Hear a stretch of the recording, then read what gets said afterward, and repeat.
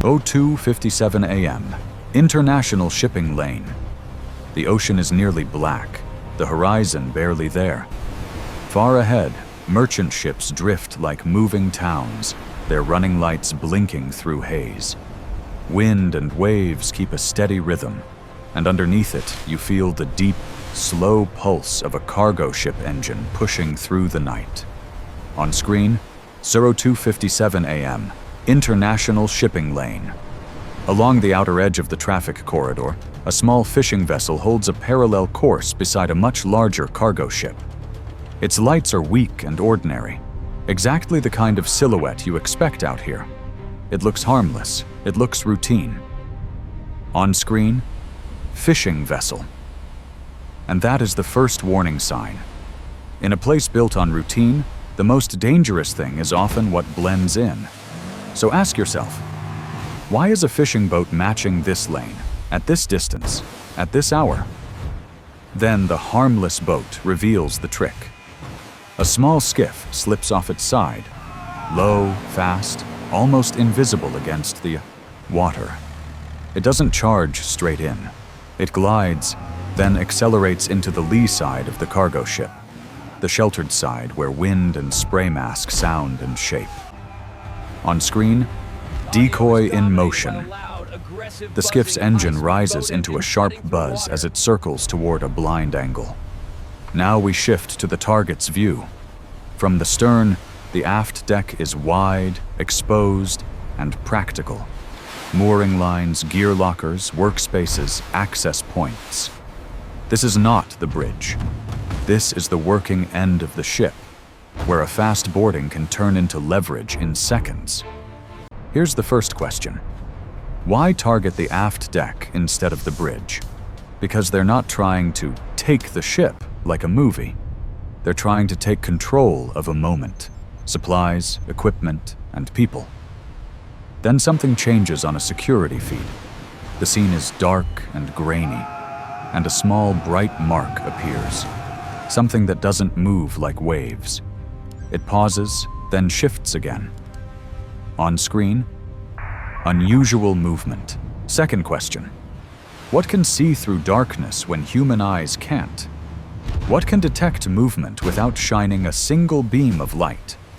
And nearby, at the right distance, an escorting patrol vessel holds position, quiet and steady. Not close enough to spook the decoy, not far enough to lose the picture. Radios murmur in soft static. Engines stay disciplined. No dramatic chase, just surveillance and confirmation. In the next 20 minutes, we're going to decode this attempt in 3 layers: the fishing vessel decoy and why it works on most nights, the lee side approach that targets the aft deck, and the technology that breaks the plan before it even starts. Thermal imaging that doesn't care about darkness, camouflage, or distance. Intelligence, strategy, sensors. On screen, intel, strategy, sensors. Zoom out, and the pattern becomes obvious. On a simple map, the international shipping lane looks like a highway at sea. Straight, efficient, and repeatable. Ships follow schedules. They hold predictable courses. They cluster into corridors because that's how global trade stays on time. But that predictability is also the vulnerability.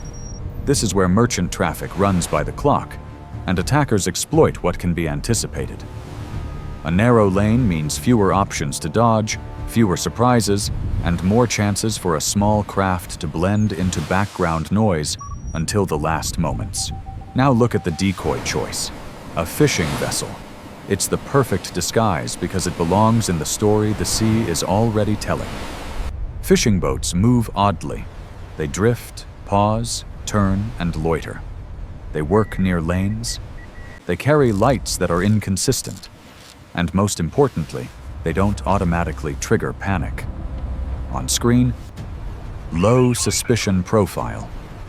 A fishing boat can get close without forcing a merchant crew to escalate. It can match a ship's track at the edge of the lane and look like nothing more than a nuisance or an innocent. That's the whole point. The decoy is not the attack. The decoy is the cover that allows the real attack to start already inside the danger zone. And the numbers matter. 12 pirates is not a massive force, but it is enough if the plan is tight. This is a small team operation built around speed and rolls. One group stays on the fishing vessel to maintain the disguise, control spacing, and keep the target's attention where it's least useful. A second group rides the skiff, the actual action team, tasked with reaching the lee side quickly and hitting the aft deck before the ship can fully react. A third element is the reserve. Not necessarily a second skiff every time, but a buffer of hands and options.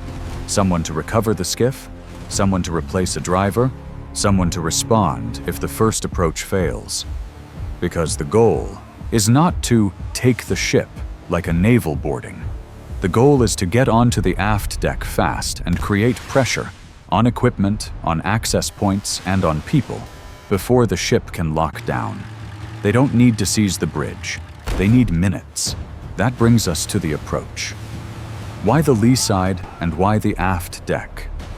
The lee side is the sheltered side where wind and wave noise mask engine sound, where spray and glare reduce visibility, and where the ship's own bulk creates blind angles. On screen, lee side approach. If you can approach on that side, your skiff feels smaller, quieter, harder to separate from the sea. And the aft deck is practical. Lower access, working spaces, gear, and routines. Places where a fast intrusion can turn into leverage. It's not glamorous, but it's efficient. It's the difference between trying to climb a fortress wall and slipping in through the service entrance. But here's the hard truth that breaks most night plans. The sea is dark, but modern sensors don't care. There is one advantage that can erase camouflage, erase loitering, and erase the lee side shadow in a single frame. The moment a thermal camera is watching, the attack is no longer about what looks normal. It's about what moves wrong. And right when the pirates believe they've become invisible, thermal imaging can name their movement, track it, and expose it before the first hand ever reaches the rail. At Oro 7 Sur, the plan begins with theater. The fishing vessel moves close to the edge of the shipping lane and performs a convincing routine. A slight course change, a slow drift, then a correction. Its lights blink irregularly, on, off, dim, like a working boat managing gear. To a tired watchstander, it reads as background noise, just another small craft doing what small craft do. But the boat is not fishing, it's positioning. It's holding a line that keeps it close enough to the target to launch, and ordinary enough to avoid triggering an early response. At 0740, the real attack separates from the disguise. A skiff drops off the fishing vessel and rides low against the waterline, using spray and darkness to hide its shape. It doesn't sprint immediately. It slides first, staying in the fishing boat's shadow, then angles outward into the lee side of the cargo ship, where the wind is broken and the sea sounds like one continuous roar. On screen, skiff deployed. The engine note rises, then steadies, controlled and deliberate. This is not chaos. This is timing. By 0830, the skiff is inside the most dangerous space, the last approach corridor, where a few seconds decide everything. It aims for the aft deck zone, where equipment and storage make quick leverage possible. The skiff doesn't need to stay alongside long. It only needs one clean moment to touch the stern quarter, get hands on structure, and exploit the working areas at the back of the ship. If they reach that deck, the encounter changes immediately. If they touch the aft deck, this stops being an approach and becomes a control problem. But at 0940, the turning point arrives early, and it doesn't arrive with a spotlight. It arrives on a screen. A thermal camera feed shows the sea as dark and cold, and then it shows something that doesn't belong. A hot, moving shape sliding across the water. A second hot cluster rides above it. Human heat. The movement is too steady to be waves, too directed to be drift. On screen, thermal contact. The decoy may look normal to the human eye, but the sensor doesn't care about normal. It cares about contrast, heat against cold, motion against pattern. From 10:20 to 11:10, the escort or patrol vessel makes its first crucial decision. It does not rush. It locks the contact. It tracks the skiff's vector, speed, and heading, building certainty before acting. This is discipline, because you don't need to see with your eyes if you can see with thermal. You don't need to guess intent if you can watch movement and confirm behavior. The skiff's path tells the truth, even when the fishing boat tries to sell a lie. From 11:10 to 12:10, pressure begins, controlled and psychological. A searchlight sweeps across the waterline. A warning comes over a loudspeaker, short, firm, not theatrical. The patrol vessel subtly changes posture and angle, communicating a single message. We see you, and we are ready. No long dialogue, no dramatic chase, just enough presence to force a decision on the attackers before they are in contact range. Decoded Number 1. Sensor advantage. Darkness stops being camouflage the moment you're being watched in thermal. Night is only protection when the defender is blind. At 12:10, the attackers feel the trap closing and try to rewrite the plan on the fly. The skiff hesitates. It changes heading, dipping closer to the cargo ship's hull, trying to blend into sea clutter and engine noise, trying to hide inside the ship's own shadow.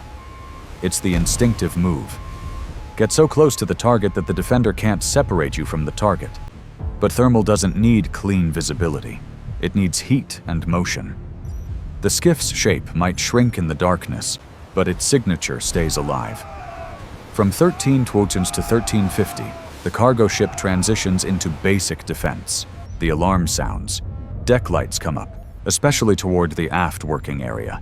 Speed increases just enough to change the water and widen the wake. Access points are locked, and the back of the ship becomes harder to exploit in seconds.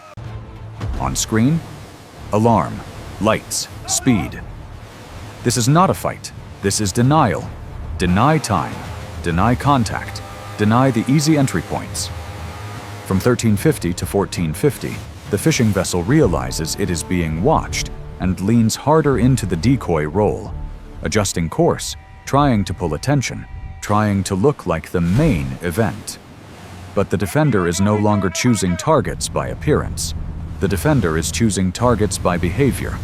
The thermal picture stays with the skiff because the skiff is the threat. Decoded Answer 2.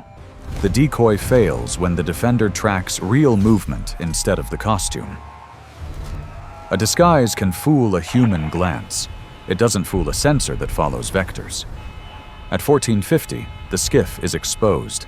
A spotlight finds the water around it and turns the approach lane into a stage. The boat's wake becomes a bright line pointing directly to its intent. On screen. Exposed. The attackers have two choices: commit and risk interception, or break off while they still can. They choose survival. From 15:25 to 16:05, the skiff pulls away hard. The engine climbs to a high, urgent pitch. Spray erupts behind it as it separates from the cargo ship's hull and runs back toward the fishing vessel or into open water, trying to dissolve into distance. Wind tears the sound into fragments. The moment of surprise is gone, and without surprise, the plan collapses. Decoded the Marker 3. Timing collapse. When you're detected early, the entire sequence, approach, contact, climb, control, breaks apart. The attack is built on minutes. Sensors steal those minutes at the start, before the first hand reaches the rail. By 16:30, the immediate danger has passed, but the ship does not relax. The cargo vessel continues on course and maintains speed, keeping distance from the last known contact area. On the aft deck, the crew stays disciplined. Lights remain up, access points remain locked, and a quick methodical check begins. They inspect the stern working area first. Doors, lockers, mooring stations, and any place a skiff would target for quick leverage. They check barriers and tie-downs, confirm the rail lines are intact, and make sure nothing has been shifted or compromised during the scramble. The goal is not to reset to normal. The goal is to stabilize and stay ready, because pirates don't always leave in a straight line. They sometimes circle, test again, and look for the first sign of fatigue. Now let's decode the 3 lessons that decided this outcome. First, intelligence and deception. A fishing vessel decoy is powerful because it exploits expectation. It looks like it, belongs. It behaves in ways that can be explained away. But a decoy only works when the defender is forced to guess with limited information. The moment the defender has reliable data, tracked movement, confirmed behavior, the costume stops mattering. A disguise is only as good as the defender's blindness. Second, strategy and approach. The lee side and the aft deck are chosen for one reason: speed and silence. That sheltered side reduces wind noise and hides small engine signatures inside the ocean's constant roar. The aft deck offers practical targets, working spaces, equipment, and access points, where a fast boarding can become leverage quickly. But this strategy has a fragile requirement. It depends completely on remaining undetected until the final seconds. If you lose surprise early, the lee side stops being cover and becomes a trap, because there is no time left to adapt. Third, sensors and thermal imaging. Thermal cameras don't need light, they need contrast. Warm, bodies against cold sea, a running engine against dark water, a skiff's heat signature moving with intent across a surface that should be random. That is why thermal is such a hard counter to night tactics. It doesn't care how normal a boat looks. It cares how it moves and how it differs from its environment. In this case, the sensor didn't just help the defender react, it helped the defender react early before the attack could reach the point of no return. And that brings us to the hinge point, the decision that truly matters. Ask the uncomfortable question: what is the most dangerous scenario if thermal imaging is not there? It's not a full ship takeover. It's simpler and more realistic. The skiff reaches the aft deck. A hand finds a grip. A foot finds a surface. And the crew loses the clean window to deny contact. In those first seconds, reaction time collapses. The ship shifts from prevention to containment, locking down spaces, protecting people, and trying to keep control while an intruder problem grows. Minutes become long minutes, and the cost of every choice rises. That is why detection time is everything at sea. Stop the approach early, or you're forced to manage the consequences later. Next episode, we stay with the same idea, decoy tactics, but we raise the complexity. This time, the pirates don't use a single disguise. They use a double layer, one decoy to pull attention, and another action team to exploit the hesitation.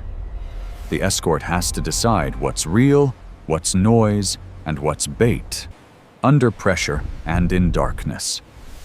On screen, next, the double decoy.